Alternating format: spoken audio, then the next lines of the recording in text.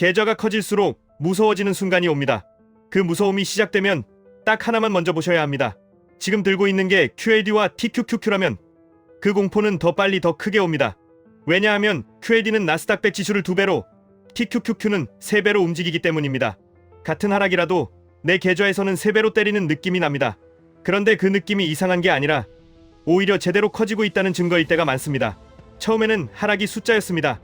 10만원 빠지면 커피 몇 잔입니다. 30만원 빠지면 주말 외식 한 번입니다. 그런데 어느 순간부터 같은 3%가 인생으로 바뀝니다. 1000만 원에서 3%는 30만 원입니다. 3천만 원에서 3%는 90만 원입니다. 1억에서 3%는 300만 원입니다. 3억에서 3%는 900만 원입니다. 여기서부터 몸이 반응합니다. 잠이 얕아지고 뉴스가 무섭고 차트를 더 자주 보게 됩니다. 계좌가 커질수록 무서워지는 건 내 돈이 진짜 내 인생이 되기 시작했기 때문입니다. 그리고 바로 여기서 갈립니다. 무서우니까 줄이고 싶어집니다. 조금만 팔면 마음이 편할 것 같습니다. 현금으로 도망가면 안전할 것 같습니다.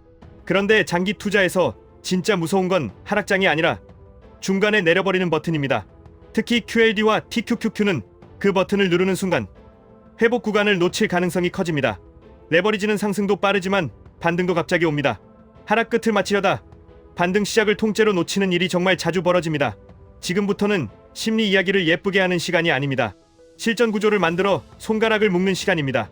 계좌가 커질수록 필요한 건 똑똑한 매매가 아니라 멍청할 만큼 반복되는 시스템입니다. QLD와 TQQQ로 갈수록 더 그렇습니다. 레버리지에서 천재가 되려 하면 대부분 멘탈이 먼저 부서집니다. 레버리지에서 이기는 사람은 대개 천재가 아니라 구조를 가진 사람입니다. 먼저 한 가지를 분명히 하겠습니다. QLD와 TQQQ는 투자 실력보다 투자 습관을 시험하는 상품입니다. 시장이 흔들릴 때 내 안의 공포를 확대해서 보여줍니다. 그래서 계좌가 커질수록 무서워지는 감정은 실패 신호가 아니라 성장 신호일 수 있습니다. 다만 조건이 있습니다. 그 감정을 행동으로 바꾸지 않을 구조가 이미 있어야 합니다. 예를 들어보겠습니다. 어느 직장인이 매달 일정 금액으로 QQQ를 사다가 욕심이 생겨 QLD로 옮겼습니다. 처음에는 수익이 더 빨리 나는 것 같아서 기분이 좋습니다. 그 다음엔 TQQQ를 알게 됩니다. 한 달이 다르게 오르니까 나는 드디어 길을 찾았다고 느낍니다. 그런데 계좌가 어느 정도 커진 날 하필 시장이 하루에 크게 빠집니다. 그날 밤 머릿속이 이렇게 변합니다. 수익이 줄었다가 아니라 내 시간과 내 인생이 줄었다로 바뀝니다.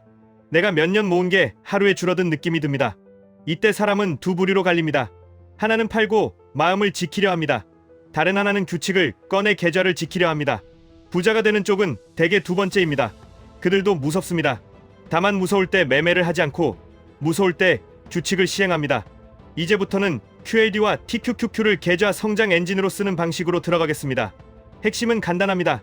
수익률을 쫓지 말고 생존 구조를 만드십시오. 생존이 되면 수익률은 따라옵니다. 특히 레버리지는 생존이 곧 실력입니다. 첫째, 계좌를 보는 횟수를 제한하십시오. 하루에 한 번만 보십시오. 가능하면 정해진 시간에만 보십시오. 아침 출근 전, 점심, 장 마감 후 이런 식으로 랜덤하게 보면 멘탈이 망가집니다. QLD와 TQQQ는 하루 변동이 커서 자주 볼수록 감정이 쌓입니다. 감정이 쌓이면 손가락이 움직입니다. 손가락이 움직이면 계좌 엔진이 꺼집니다. 둘째, 매수는 자동으로, 매도는 조건부로 만드십시오. 자동 이체, 자동 매수는 내 의지를 보호합니다. 사람이 흔들릴 때 가장 먼저 망가지는 건 의지가 아니라 규칙입니다. 자동화는 규칙을 지키게 해줍니다. QLD와 TQQQ는 특히 자동화가 중요합니다. 급등을 보면 더 사고 싶고 급락을 보면 도망가고 싶습니다. 이 두 감정을 모두 무력화시키는 게 자동입니다. 셋째, 생활비와 투자금을 완전히 분리하십시오. 이게 안 되면 계좌가 커질수록 공포가 커지는 게 정상입니다. 왜냐하면 내 머릿속에서 투자금이 생활비로 겹치기 시작하기 때문입니다. 이번 달 카드값, 대출이자, 아이, 학원비 이런 것들이 투자 계좌와 연결되면 하락이 숫자가 아니라 통증이 됩니다. 통증이 되면 사람은 판단을 못합니다. 그래서 분리하십시오. 생활비 통장, 비상금 통장, 투자 통장을 분리하십시오. 투자 통장은 오늘 당장 써야 하는 돈이 아니라 미래에 쓰는 돈이어야 합니다. 넷째, 현금 쿠션을 반드시 두십시오. 레버리지를 하는 분들이 가장 자주 망하는 이유가 뭔지 아십니까? 하락이 아니라 현금이 바닥나서 멘탈이 무너지는 것입니다. 현금이 없으면 하락이 공포로 변합니다. 현금이 있으면 하락이 기회로 보입니다. 현금 쿠션은 수익률을 조금 낮추는 대신 생존 확률을 크게 올립니다. QAD와 TQQQ는 생존 확률이 곧 장기 수익률입니다. 다섯째, 매수 기준을 단순하게 하나로 고정하십시오. 복리는 복잡한 계좌에서 폭발하지 않습니다. 복리는 반복 가능한 단순한 구조에서 폭발합니다. 예를 들어 나스닥 100 지수의 흐름을 대표하는 QQQ의 추세만 보십시오. 딱 하나만 정하십시오. 추세가 살아있을 때는 자동 매수, 추세가 꺾일 때는 매수 강도를 줄이고 현금 쿠션을 지키는 방식입니다. 여기서 중요한 건 예측이 아니라 반복입니다. 시장을 맞추려 하지 말고 시장이 주는 신호에만 반응하십시오. 여섯째, 리밸런싱을 미리 약속하십시오. 레버리지는 잘 오를 때 너무 커지고 하락 때 너무 작아집니다. 사람은 잘 될 때 더 욕심을 냅니다. 그래서 잘 될 때 규칙으로 줄이고 안 될 때 규칙으로 채우는 구조가 필요합니다. 예를 들어 QAD나 TQQQ의 비중이 너무 커지면 일부를 덜 변동적인 자산으로 옮기는 식입니다. 이건 겁쟁이 전략이 아닙니다. 계좌를 오래 살게 하는 전략입니다. 오래 살아남는 계좌가 결국 크게 커집니다. 여기서 많은 분들이 착각을 합니다. QAD와 TQQQ는 수익을 빠르게 만드는 상품이니 더 자주 매매해야 한다고 생각합니다. 반대로입니다. QAD와 TQQQ는 자주 매매할수록 손해볼 확률이 커집니다. 변동이 크다는 건 내 감정도 크게 흔들린다는 뜻입니다. 감정이 크게 흔들리면 인간은 확률적으로 최악의 타이밍에 행동합니다. 공포에 팔고 안도감에 늦게 사고 다시 공포에 팔고 다시 늦게 사고 이 루프에 들어갑니다. 이 루프가 시작되면 계좌는 복리 엔진이 아니라 감정 소모품이 됩니다.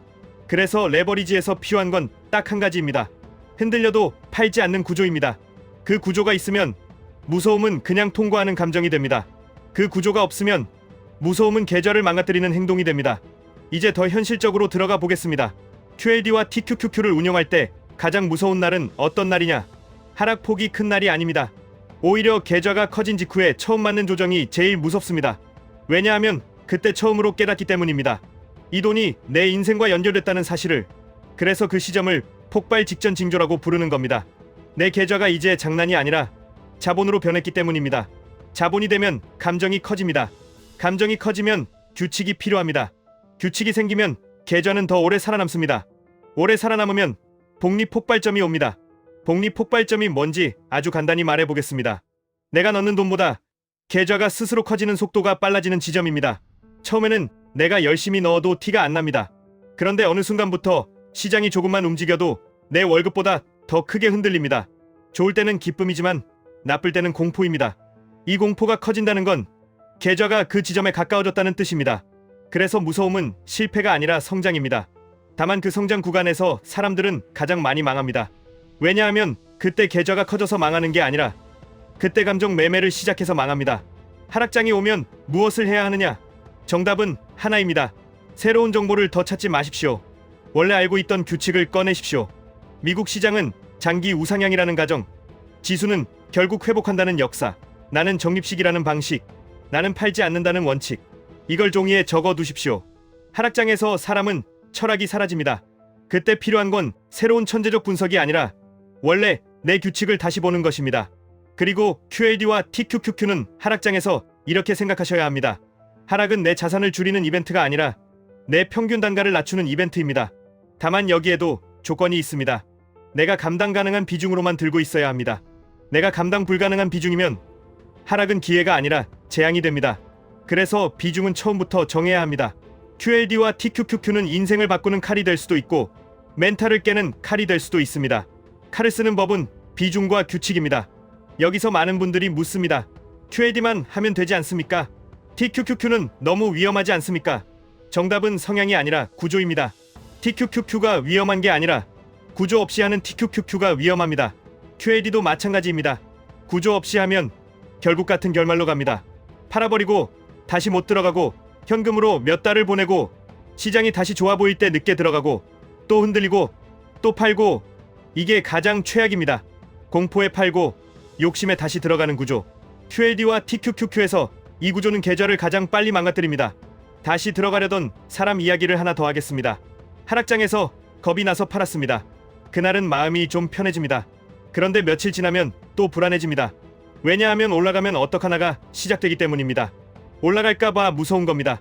이게 진짜 지옥입니다. 그래서 다시 들어가려 합니다. 그런데 이미 반등이 조금 나왔습니다. 그럼 또 무섭습니다. 지금 들어가면 다시 떨어질까봐 무섭습니다. 그래서 못 들어갑니다.